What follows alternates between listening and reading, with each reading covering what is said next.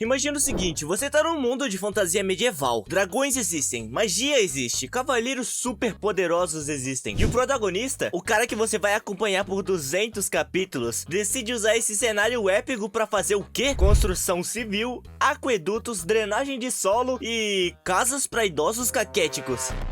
Isso é The Greatest Stage Developer. E hoje a gente vai falar sobre o porquê essa obra merece uma adaptação de anime feita pelo Estúdio Mappa. E porque você já deveria ter conhecido o mundo criado por Lloyd Frontera.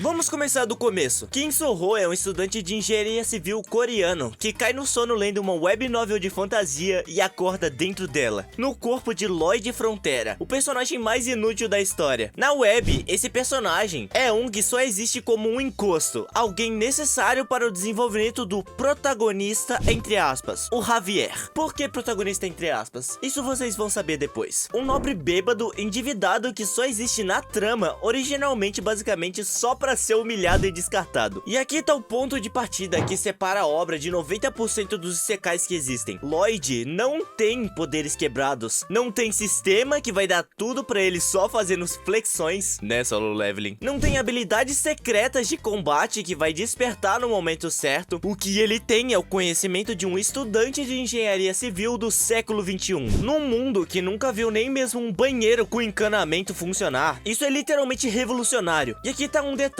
que a maioria dos isekais erra, mas The Greatest Stage Developer acerta. Os planos de Lloyd fazem sentido real. Não é o tipo de conhecimento moderno que simplesmente funciona porque o roteiro precisa. É engenharia civil real aplicada com as limitações reais de um mundo sem industrialização, onde cada solução demanda criatividade genuína, porque você não pode simplesmente pedir o material certo pela internet. Isso cria algo raro no isekai: tensão intelectual. Você fica curioso pra saber como ele vai resolver o próximo problema. Não porque vai aparecer um poder novo, mas porque você quer ver como um estudante de engenharia resolve problemas de drenagem medieval usando recursos do século XII. Mas o que faz o Lloyd ser um dos melhores protagonistas de manhwa não é a premissa, é a personalidade. Lloyd é ganancioso, preguiçoso, egocêntrico e completamente honesto sobre tudo. O objetivo dele não é salvar o mundo, é pagar as dívidas da família, construir uma vida confortável de preguiçoso e nunca precisar trabalhar duro de novo. E ele executa esse plano com uma seriedade tão cômica que você só não consegue deixar de torcer por ele, mesmo que ele não consiga paz nessa bagaça. Os fãs descrevem ele como o primeiro protagonista feio que se tornou genuinamente amado. Feio, feio pra desgraça, mano. Com expressões faciais que o artista Kim Hyun-soo transforma em arte pura. Os memes da cara do Lloyd circulam pela internet até hoje como patrimônio cultural da comunidade de manhwa. Ele tem um humor que mais nenhum isekai tem. O humor de GED é o tipo mais difícil de fazer. Ele é consistente, é específico e não depende de piadas baratas nem fanservice, muito menos referências de outros animes. O humor vem do contraste: um cavaleiro lendário sendo convencido a cavar valas de drenagem, um nobre de postura impecável fazendo conceito de retorno sobre investimento, um hamster gigante sendo empregado como trabalhador de construção, porque Lloyd descobriu que ele é mais eficiente do que qualquer outra opção disponível. Personagens que existem no mundo de épica grandiosidade sendo contratados como reais CLTs pelo protagonista pão duro e ganancioso. E aqui tá algo que vale destacar: pra quem acha que a comédia de construção civil num mundo de fantasia soa genérica, a obra simplesmente deu início a esse subgênero do isekai. Geralmente quem entra pra ler a obra com maus olhos acaba virando fanboy da obra no final do dia. E tem a piada interna mais amada da comunidade inteira: Lloyd é água, água é Lloyd. Pra quem não entende a referência, existe um momento na obra onde Lloyd, em mais um esquema caótico pra resolver um problema aparentemente impossível, usa a água de um jeito tão absurdo e tão engenhoso ao mesmo tempo que a comunidade simplesmente parou de tentar analisar e começou a aceitar que Lloyd é água, água é Lloyd. E se quiser saber mais, tem que ler a obra. A comparação mais precisa que fãs fazem é com Dandadan: irreverente, absurdo, autociente, o suficiente pra não exagerar. É com capacidade de alternar entre comédia pura e momentos que batem mais forte do que você esperava. Um usuário do mal que tava relutante de começar a ler descreveu assim depois de terminar: Lloyd foi o primeiro protagonista protagonista que eu achei genuinamente cativante. E amei como ele usou a própria repulsividade e sagacidade pra construir um império. Pois é, meu amigo, não é só de feiura que o homem vive. Existe uma crítica justa que acompanha qualquer isekai novo. Nossa, é igual a todos os outros. E na superfície, GED parece confirmar a suspeita. O cara morre no mundo real,